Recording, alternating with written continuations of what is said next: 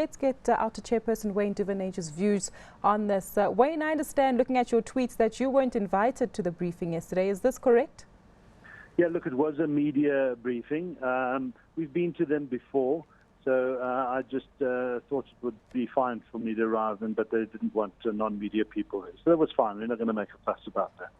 Maybe let's make a fuss about your reaction then to some of the sentiments shared by David Makura, saying that the current model is unsustainable. What do you say? Oh, yes, absolutely. We've been saying that since for the last 3 years. In fact, that's what we went to court about, to get a judicial review on what we saw as an unworkable situation and process and system that SANRAL was trying to force upon society, plus the fact that we believe it's being introduced unlawfully because of the lack of consultation, the very consultation that was necessary in order to prevent this type of problem happening. So we had hoped that government had listened long ago, before a year ago, when they eventually said no, they wanted to go ahead and launch. And we said, well then, go ahead and launch and let's see what happens. And what has transpired is a very inefficient system, fraught with errors, fraught with a cumbersome process and administration, and then what you have is non-compliance, because people refuse to accept something that is irrational, doesn't make sense, is not in the best interest of society. And so you have compliance at 30% on a user-pay system, which needs, around the world, these systems only work when they've got 90% plus. When you get down to 80%, it starts to collapse. And we didn't even reach 45% at its peak in the middle of the year. It's now down to 30%. So you feel vindicated? No, absolutely, absolutely. But what our concern is that now the panel is recommending a hybrid system, which still largely includes e-tolls. We're saying, but you're not listening to your own input and your own advice that you're giving yourself around how inefficient and unworkable the system is. It should be set aside. And what frustrates us is that the fuel levy, which is currently government policy anyway, where drivers of vehicles are taxed through the fuel levy, that'll currently raise 50 billion rand this year, and Treasury then hands some of that money back to SANRAL and says, here, fix and build roads. SANRAL also gets revenue from the other toll projects. Now, this is not a commoditized product, roads. This is capital, this is infrastructure, social and economic infrastructure that you and I need to travel on every day to get to and from work and places of worship and sports and schools and recreation. So that's what you pay taxes for. We cannot understand why government doesn't use that fuel levy for this project. It really is 2 billion rand a year.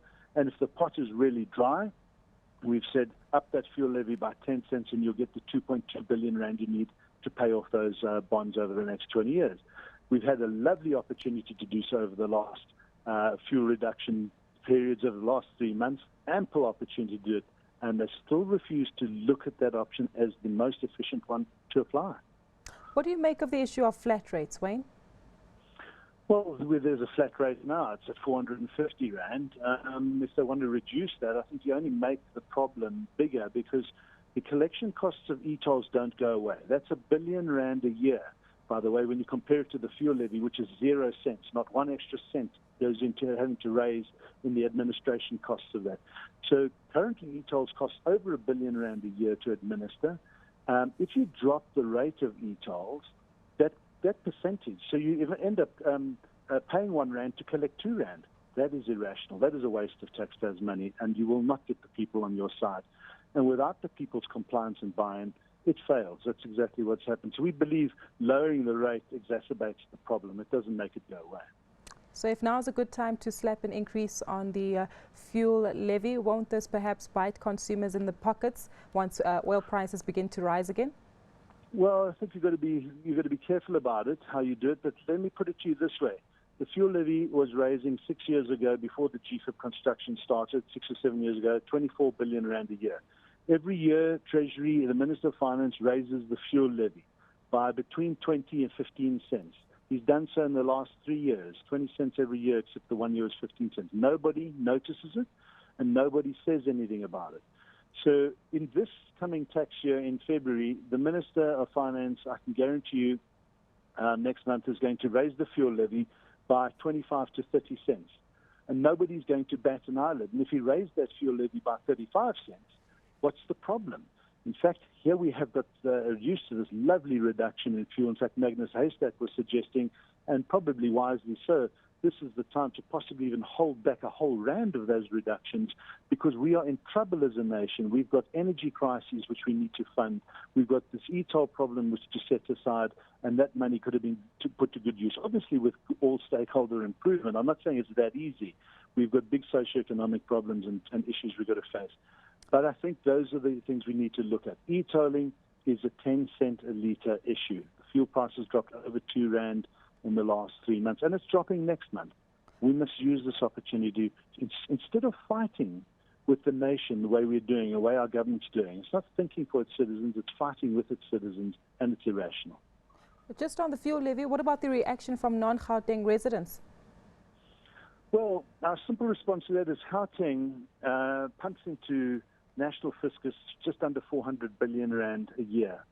It uses only a quarter of that, about 90 billion rand. So we really are funding the rest of the country's roads, clinics, schools. Well, I don't travel on the road to Mafeking. I don't travel between PE and East London. Those roads aren't tolled. The road from Mgeni and Durban to the airports and places like that, Mhlongo Rocks down to Mabeni, they're not tolled. But we have no problem with the fact that we contribute to those roads. I think what we need to understand is Gauteng's freeway system are not Gauteng's roads. They are South Africa's roads. Everybody in the country benefits from the traffic and the goods that get to and from markets on Gauteng's freeways. So to look at it in an isolated and insular fashion like this is really blinkers on, and it's not doing us any good. Wayne, thank you so much for your insights today.